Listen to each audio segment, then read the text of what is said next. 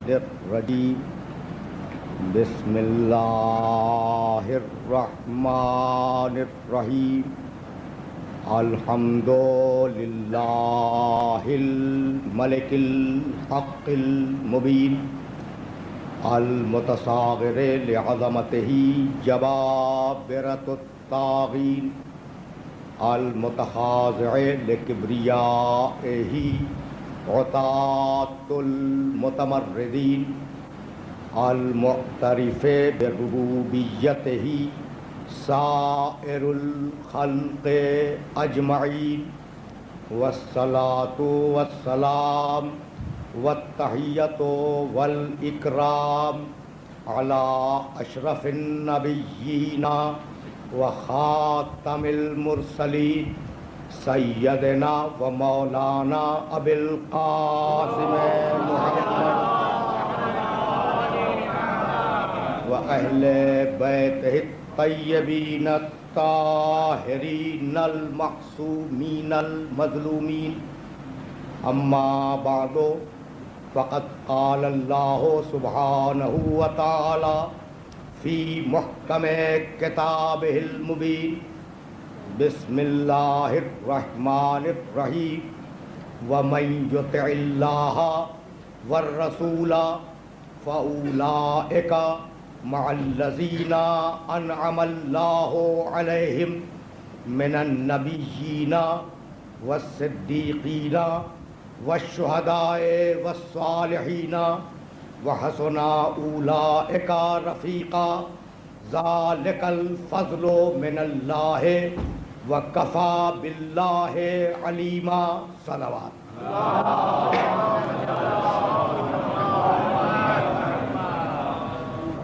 عزیزان محترم، اس مختصر سی گفتگو کے لیے سورہ نساء کی 2 مسلسل آیتوں کی تلاوت کا شرف حاصل کیا گیا. ان آیات میں پروردگار عالم نے یہ ارشاد فرمایا کہ وَمَن یُطِعِ اللَّهَ وَالرَّسُولَ، جو بھی اطاعت کرے اللہ کی اور اطاعت کرے رسول کی، فَأُولَئِكَ مَعَ الَّذِينَ أَنْعَمَ اللَّهُ عَلَيْهِمْ، تو اللہ اس اطاعت کرنے والے سے یہ وعدہ کرتا ہے کہ قیامت کے دن اس اطاعت کرنے والے کو ان لوگوں کے ساتھ رکھے گا جن پر اللہ نے اپنی نعمتیں اتاری تھیں. سبحان اللہ سبحان اللہ.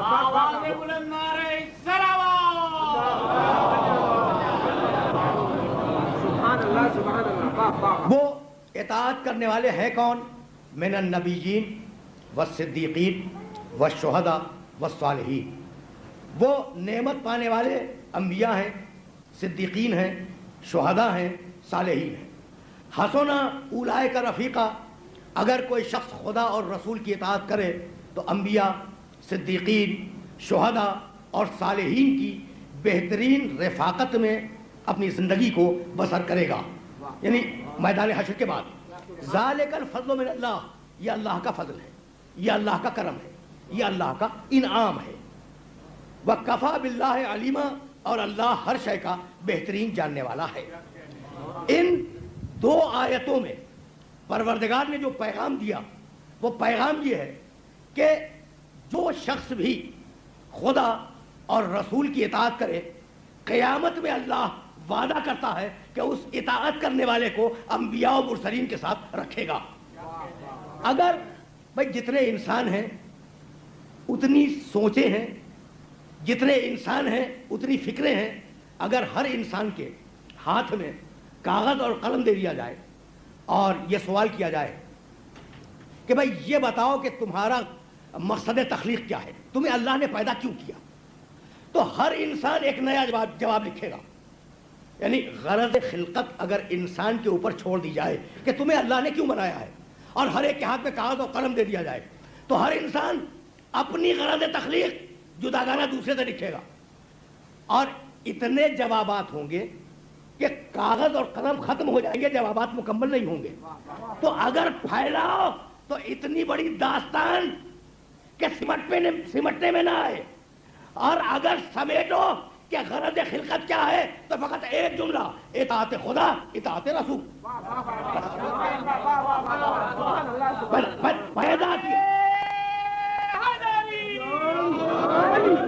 پیدا کیا تمہیں اس لیے کہ خدا کی اطاعت کرو اور رسول کی اطاعت کرو. یہ تمہاری زندگی کا بنیادی مقصد اور تمہاری زندگی کی بنیادی غرض ہے. اب یہاں میں روک رہا ہوں اس آیے مبارکہ میں. بھائی تمہید اس منزل پہ ختم ہوئی. پیدا ہوئے ہو اطاعت کے لیے.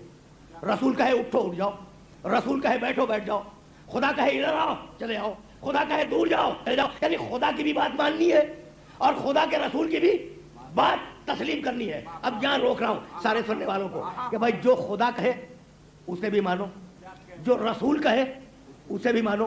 اگر کبھی خدا نخواستہ خدا کچھ کہہ دے اور رسول اس کے برخلاف کہہ دے تو کس کی مانو گے؟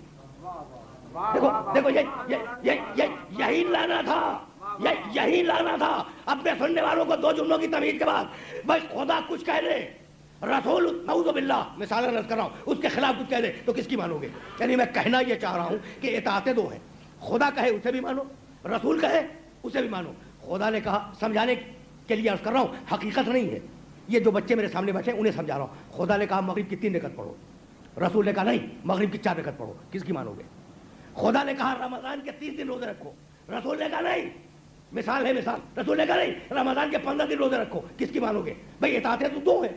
خدا نے کہا شوال میں حج کرو، رسول نے کہا نہیں ذی الحجہ میں حج کرو. تو کس کی اطاعت کرو گے؟ سوال ہے نا قابل غور، سوال قابل غور. بس یہی لانا تھا اپنے سارے سننے والوں کو کہ بھائی یہ سوال محمل ہے، اس سوال میں کوئی دم نہیں ہے، اس لیے کہ خدا تم سے بات ہی نہیں کرتا، جب بھی بات کرتا ہے محمد کے وسیلے سے بات کرتا ہے.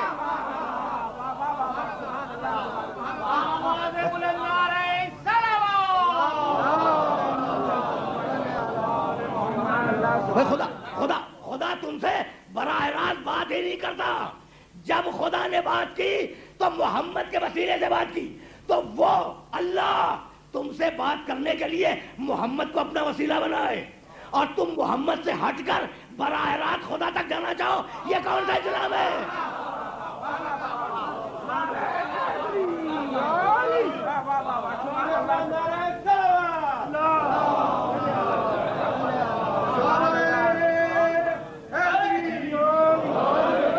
بھائی بہت تیزی سے گزر رہا ہوں. بھائی ہے نا مسلمان معاشرے میں وسیلے کے منکر ہیں، یعنی بہت ہیں جو کہتے ہیں ایاک نعبد و ایاک نستعین، سہارا فقط اللہ کا، عبادت فقط اللہ کی، وسیلہ کوئی درمیان میں نہیں ہے. یعنی وسیلے کے منکرین اگر نہ ہوتے تو میں یہ جملہ نہ کہتا جو اب کہنے جا رہا ہوں. میں ممبر کی شائستگی کا بڑا خیال رکھتا ہوں. بھائی سننا، ہے منکرین وسیلہ جو کہتے ہیں وسیلہ کچھ نہیں، جو مانگنا ہے براہ راست اللہ سے مانگو. خدا کی قسم اگر ماں باپ کا وسیلہ درمیان میں نہ ہوتا تو یہ منکرین وسیلہ دنیا میں بھی نہ آتے.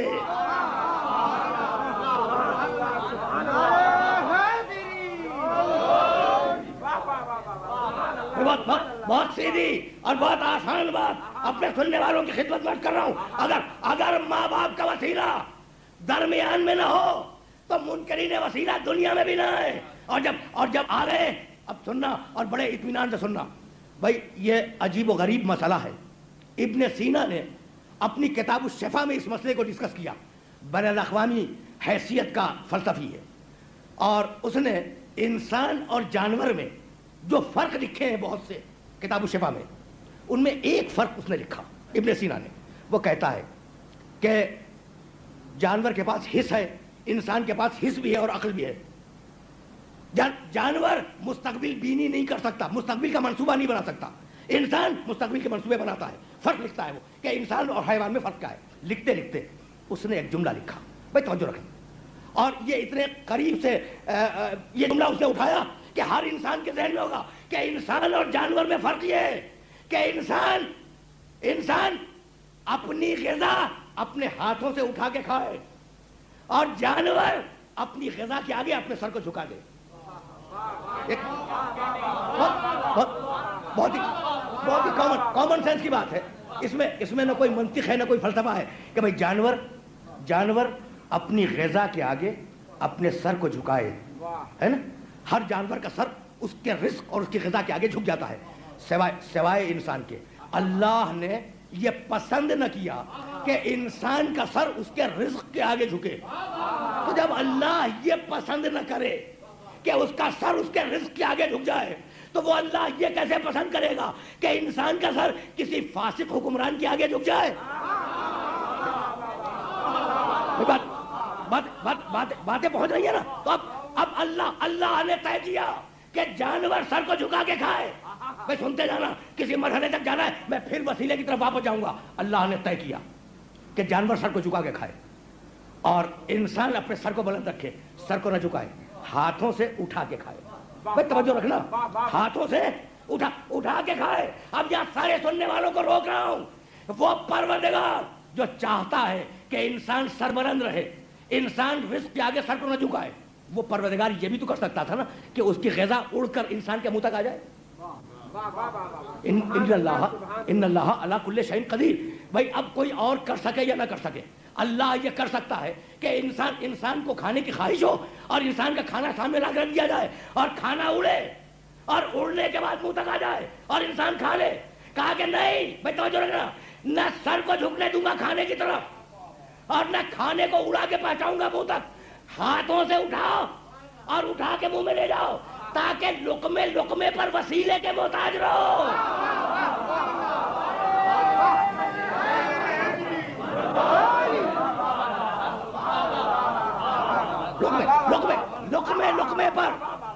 لقمے پر وسیلے کے محتاج رہو۔ بھائی اب دیکھنا، اب انسانی زندگی شروع ہوئی۔ بھائی بہت توجہ رہے، اس لیے کہ کچھ اپنے سننے والوں کی خدمت میں عرض کرنا چاہ رہا ہوں۔ اب تم لقمے پہ وسیلے کے محتاج ہو نہیں، دیکھو پوری زندگی کس طریقے سے وسیلوں کی بیساکھیوں کے سہارے سے گزر رہی ہے۔ دیکھو آنکھوں کے وسیلے سے، سنو کانوں کے وسیلے سے، اٹھاؤ ہاتھوں کے وسیلے سے، چلو پیروں کے وسیلے سے، بولو ہونٹوں کے وسیلے سے، چباؤ دانتوں کے 2 چوکھٹوں کے وسیلوں سے، سونگو 2 نتوں کے وسیلوں سے۔ بھائی توجہ رکھنا، توجہ رکھنا، لیکن کچھ اس مرحلے فکر پیش کرنا چاہ رہا ہوں۔ بھائی اٹھاؤ 2 ہاتھوں سے، چلو 2 پیروں سے، دیکھو 2 آنکھوں سے، سنو 2 کانوں سے، بولو 2 ہونٹوں سے، چباؤ 2 چوکھٹوں سے، سونگو 2 نتوں سے۔ تو زندگی بھر دوہرے وسیلوں سے کام کرتے رہے، تو جب آخرت میں آنا تو تنہا قرآن کو لے کے نہ آنا، دوسرا وسیلہ ساتھ میں لانا۔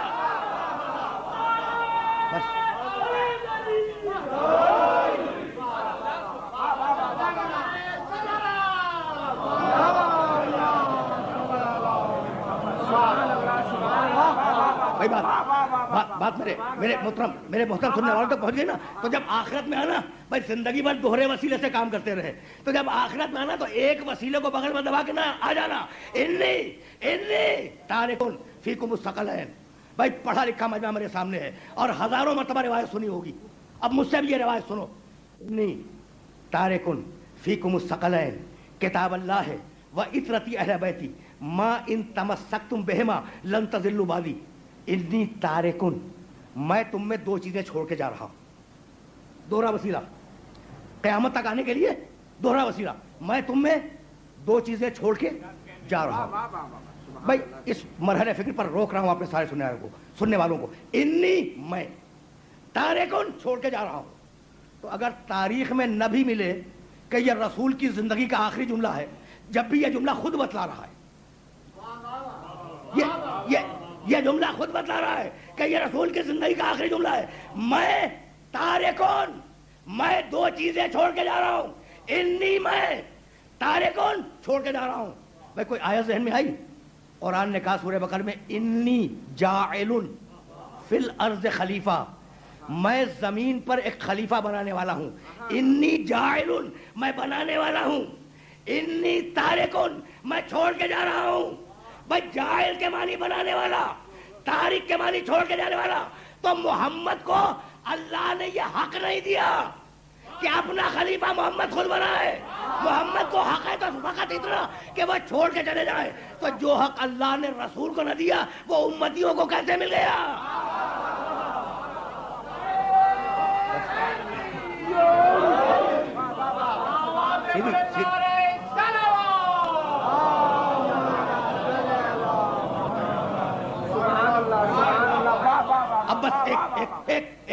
سنو بھائی، ایک جملہ سنو اور آف دا ریکارڈ سنو یہ جملہ، اس لیے کہ پڑھا لکھا مجمع میرے سامنے بیٹھا ہے. بھائی یہ رسول کی زندگی کا آخری جملہ ہے. انی تارکن فیکم الثقلین کتاب اللہ و عترتی اہل بیتی. میں تم میں دو برابر کی وزنی چیزیں چھوڑ کے جا رہا ہوں، ایک اللہ کی کتاب، ایک اپنی اولاد. ایک اللہ کی دو برابر کی وزنی چیزیں، ایک اللہ کی کتاب، ایک اپنی اولاد. بھائی رک رہنا، یہ رسول کی زندگی کا آخری جملہ ہے. رسول کی نبوت کی زندگی کا پہلا جملہ کیا تھا؟ دیکھو میں دو ہی جملے پیش کروں گا اور آگے بڑھ جاؤں گا. رسول نے جب نبوت کا آغاز کیا، جب اپنی نبوت شروع کی، ایک جملہ کہا. اور رسول جب اس دنیا سے جانے لگے، رسول نے ایک جملہ کہا. اور وہ دونوں جملے میں چاہ رہا ہوں کہ میرے سننے والوں کی خدمت میں آ جائیں. بھائی رسول کی زندگی کا آخری جملہ، میں تم میں دو برابر کی وزنی چیزیں چھوڑ کے جا رہا ہوں، ایک اللہ کی کتاب، دوسرے میری اولاد. جب تک ان دونوں کے ساتھ رہو گے گمراہی سے محفوظ رہو گے. یہ آخری جملہ ہے نا رسول کا. نبوت کا پہلا جملہ فاران کی چوٹی سے کہا قولو. نبوت کا پہلا جملہ ہے رسول کا، قولو لا الہ الا اللہ تفلحو. اللہ کو ایک مان لو، لا الہ الا اللہ کہہ دو، تمہیں جنت کی ضمانت مل جائے گی. بھائی توجہ رکھنا، پوری نبوت محمد رسول اللہ کی ان دو جملوں کے بیچ میں، یعنی ایک جملے سے نبوت شروع ہو رہی ہے، دوسرے جملے کو کہہ کے رسول دنیا سے جا رہے ہیں. تو رسول کی پوری نبوت ان دو جملوں کے درمیان ہے. پہلا جملہ لا الہ الا اللہ کہو جنتی ہو، اور آخری جملہ میں دو چیزیں چھوڑ کے جا رہا ہوں. تو پہلے جملے کا جن لوگوں نے انکار کیا تھا، تاریخ انہیں کافر لکھتی ہے. میری بات مکمل ہو گئی، میری بات مکمل ہو گئی. بھائی پہلے جملے کا جن لوگوں نے انکار کیا تھا، تاریخ انہیں کافر لکھتی ہے. تو اب جو آخری جملے کا انکار کر دے اس کے لیے فتویٰ کیا ہے؟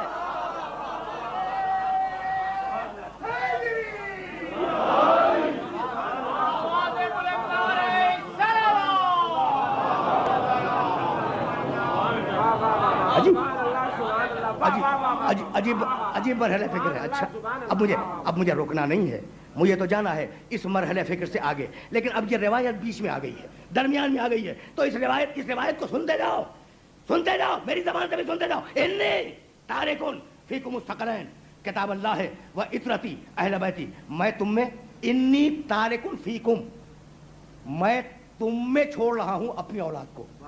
میں تم پہ چھوڑ رہا ہوں اپنی اولاد کو، یعنی تم اور ہو، اولاد اور ہے. بہت سیدھی اور بہت سامنے کی بات ہے. فیکم، میں نے اپنی عطرت کو تم میں چھوڑا، یعنی امت اور ہے، عطرت اور ہے. اچھا تو اب کسے چھوڑا؟ ثقلین، دو برابر کی وزنی چیزیں. اب اگر یہ ثقلین سمجھ میں آ گیا تو میں اسی مرحلہ فکر سے آگے گیا. دیکھیے ثقلین تو لوگوں کے نام بھی ہوتے ہیں. اچھا اب کبھی آپ نے غور کیا حسنین، سبتین ہے نا؟ ثقلین، حسنین، سبتین. اچھا اور آگے بڑھیں زہرین. اچھا اور آگے بڑھیں مغربین، ہے نا؟ دیکھیے اب اگر یہ زہرین اور مغربین سمجھ میں آ گئے نا تو ثقلین خود سمجھ میں آ جائے گا.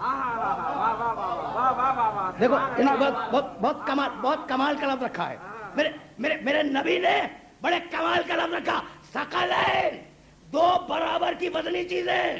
اچھا تو ثقلین تثنیہ کا صیغہ ہے نا، وہی ہے سبتین، دو نواسے. حسنین، دو حسن چھوٹے بڑے، ہے نا؟ اچھا مغربین، مغرب اور عشاء. ظہرین، ظہر اور عصر. یہ کہتے ہیں نا ظہرین پڑھنے جا رہے ہیں. اب میں اپنے سارے سننے والوں سے ایک سوال کرنا چاہ رہا ہوں. بھائی ظہرین کیا ہے؟ ظہر اور عصر، ہے نا؟ مغربین کیا ہے؟ مغرب اور عشاء. آپ مجھے اجازت دیتے ہیں کہ میں ظہر اور عشاء کو ملا کے ظہرین کہوں؟ آپ اجازت نہیں دیں گے؟ ظہر اور عشاء کو ملا کے میں ظہرین کہوں؟ آپ اجازت نہیں دیں گے؟ اور مغرب اور عصر کو ملا کے میں مغربین کہہ دوں؟ آپ اجازت نہیں دیں گے؟ کیوں؟ اس لیے کہ ان دو نمازوں کا مزاج ایک ہے، ظہر اور عصر کا، اس لیے ملا کے کہتے ہیں ظہرین. اور مغرب اور عشاء کی نمازوں کا مزاج ایک ہے، اس لیے ملا کے کہتے ہیں مغربین. تو جہاں مزاج ایک ہو وہاں تثنیہ کا صیغہ آتا ہے. اس لیے ثقلین کا کہ جو مزاج قرآن کا ہے وہی مزاج آل محمد کا ہے.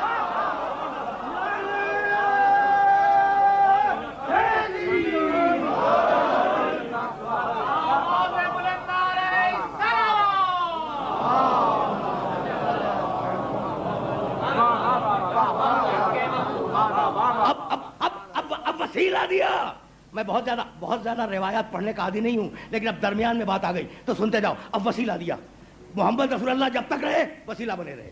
قرآن اور محمد، بھائی توجہ رکھنا، قرآن اور محمد یہ وسیلہ ہے دین کا.